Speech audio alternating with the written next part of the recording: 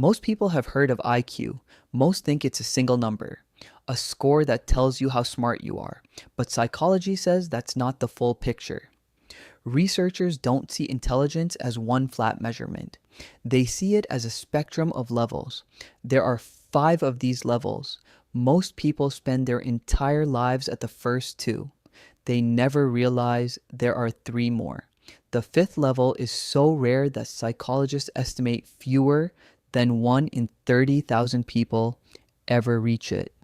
Today, I'm walking you through all 5. 1. The functional mind. First level is where the majority of human minds operate, and there is absolutely nothing wrong with that. The functional mind is built for what life most often demands: routine, repetition, practical problem solving, and following established systems. Psychologists call this concrete operational thinking. This is the mind that builds things, maintains things, and keeps the world running. It is not a lesser mind. It is a mind perfectly calibrated for a specific and essential role in the human ecosystem. 2. The analytical mind. At level 2, the mind begins to work differently. It doesn't just follow systems, it questions them. It looks for patterns. It tests assumptions. It asks whether the current way of doing something is actually the best way. Researchers call this formal operational thinking. It's the ability to reason abstractly, consider hypotheticals, and evaluate multiple possibilities at once. If you constantly ask why things are done a certain way, if you spot inefficiencies others miss, if you feel restless inside structures that don't make logical sense, you're likely at level 2 or above. That instinct to question is not arrogance. It is your mind doing exactly what it was built to do. 3. The synthesizing mind. Level 3 is where something quietly extraordinary begins. The mind no longer just analyzes within one domain. It starts connecting domains. It takes an insight from philosophy and applies it to engineering. It sees the same pattern in music, biology, and economics. Psychologists call this integrative complexity. It's the ability to hold multiple, often contradictory frameworks at once and synthesize them into a unified understanding. If conversations often feel too shallow, if you sense others aren't seeing the full picture, if the disciplines you study seem to rhyme with each other in ways others don't notice, you are likely at level 3. This is the level of polymaths, of Renaissance thinkers, of people who change fields, not just master them. 4. The meta mind. Level 4 is where intelligence turns inward. The mind here doesn't just think, it thinks about how it thinks. It watches its own reasoning in real time. It spots its own biases. It constantly re-examines its own assumptions. Psychologists call this metacognition.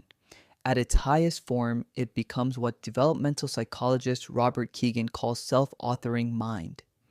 If you question your own opinions before defending them, if certainty makes you uncomfortable, if other people's confidence unsettles you because you see what they're not accounting for, you are showing signs of a level 4 mind.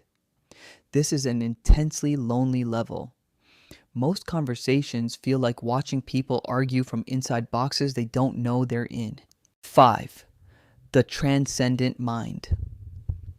This is the level psychology can barely measure because the instruments we use to measure intelligence were not built for what happens here. The transcendent mind doesn't just operate within the world of ideas, it generates new ones. It doesn't solve problems within existing frameworks.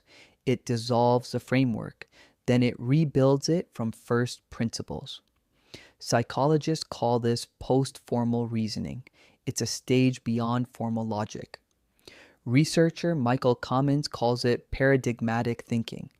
That's the ability to create entirely new systems of understanding, ones that reorganize how an entire field or era thinks. Einstein didn't just solve physics problems. He changed what physics was. Wittgenstein didn't just study language, he changed how humanity thought about language and reality. This is the level history calls genius, not because these minds were smarter in degree, but because they were different in kind. But here is what most people don't know about level 5. Psychologists say its most consistent markers aren't raw test scores. They are a deep discomfort with accepted wisdom, a near compulsive need to find the structure beneath the surface, and a painful sense of not belonging in the world as it currently exists. If that feels familiar, you already know which level is yours. Now, where did you find yourself in those 5 levels? Whatever level you recognize yourself in, that recognition is data, the ability to look inward, to ask, how does my mind actually work? That is not a level 1 question. It never was. If this video gave you a new language for something you've always felt about your mind, that's exactly what this channel is here for. Subscribe for a new psychology video every week. And if someone in your life operates at a level others misread as strange or difficult, share this video with them.